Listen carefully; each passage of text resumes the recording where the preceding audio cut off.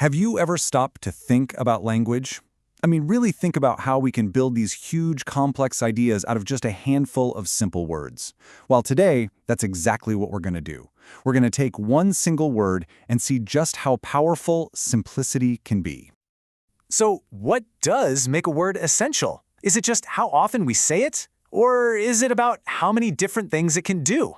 It's a really great question, and believe it or not, it's at the heart of this amazing project to simplify the English language for everybody. And it all starts with this number, 850.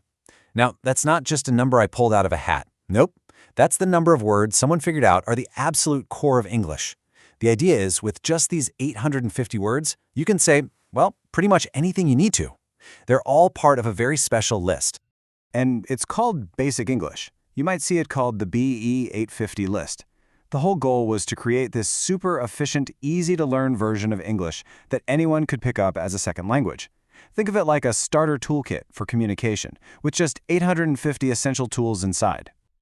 Okay, so to really get how this works, we're going to pick one of these 850 words and put it under the microscope. The word we're going to dissect today is distribution. I know, it sounds a little formal, maybe a little businesslike, but trust me, it is the perfect example of how a so-called basic word can have some serious range. And here's what's so cool about it. Distribution isn't just on that simple basic English list. Look at this. It also pops up on these heavy-duty academic word lists. So what does that tell you? It tells us this word is a bridge. It's simple enough for everyday use, but it's also absolutely essential for more complex academic ideas. All right, let's get into the nitty-gritty. We're going to take this word apart, piece by piece, starting with the absolute fundamentals. First things first, how do you say it?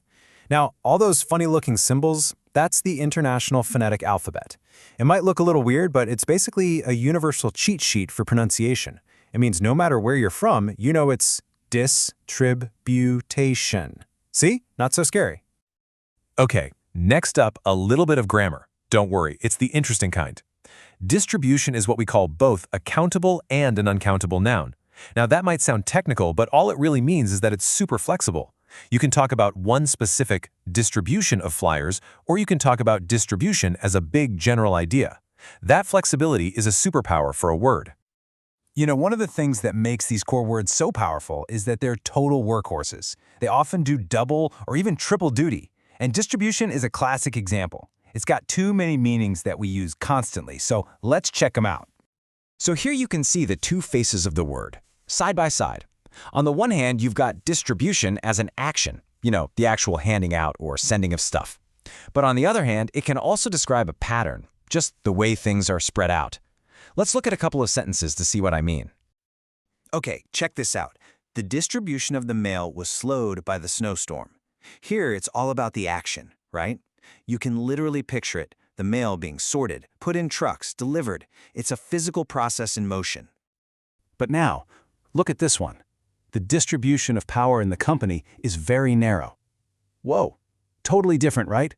We're not talking about anyone handing anything out. We're talking about a pattern. It's about how power is arranged or spread out among the employees. It's the exact same word, but a completely different concept. And that's what makes it so useful. And it gets even better. Because once you really get a word like distribution, you're not just learning one word, you're basically unlocking an entire family of words. This is where having a core vocabulary really starts to feel like a superpower. Yeah, think of distribution as the family name. From there you get the verb, to distribute. The person who does it is a distributor. The adjective is distributive. And if you want to do it all over again, you redistribute. See? One single root concept, and suddenly you've got this whole web of words. It's an instant vocabulary booster. Okay, so we've taken this one word apart and put it back together again. What's the big takeaway here? What's the point of looking so closely at just one little word out of 850? It's this. These core words are absolute power tools. They're not just simple words. They're incredibly efficient.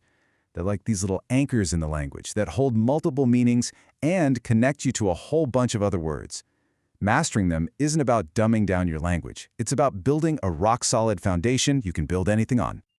And that really brings us to the final question, doesn't it?